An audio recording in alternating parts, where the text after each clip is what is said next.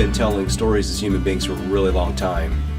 We probably started at the entrance of our caves, gathered around fires, long time ago, because stories were how human beings way back then and how we still make sense of the world that we live in.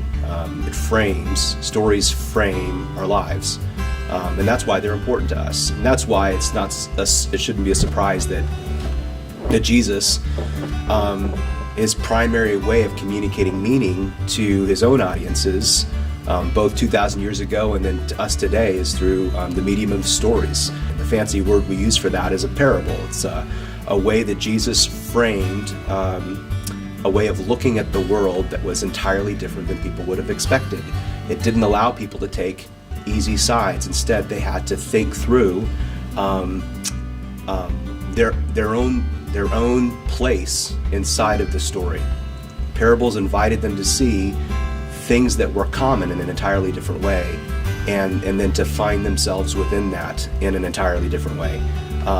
So that as we listen to the stories of Jesus and listen to other people's stories, we're invited to become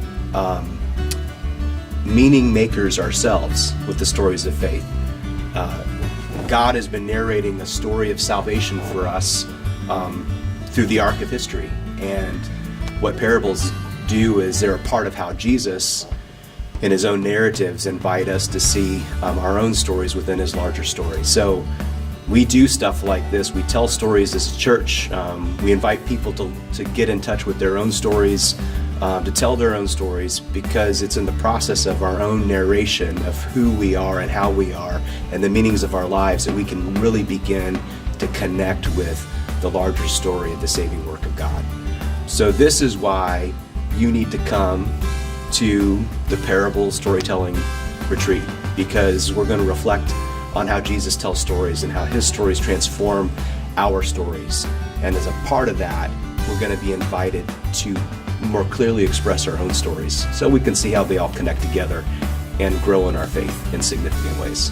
We hope to see people of all ages and backgrounds. Whether this will be your first retreat or your 100th retreat, all are welcome. All are welcome. All are welcome. All are welcome to come and foster new relationships and long-term relationships.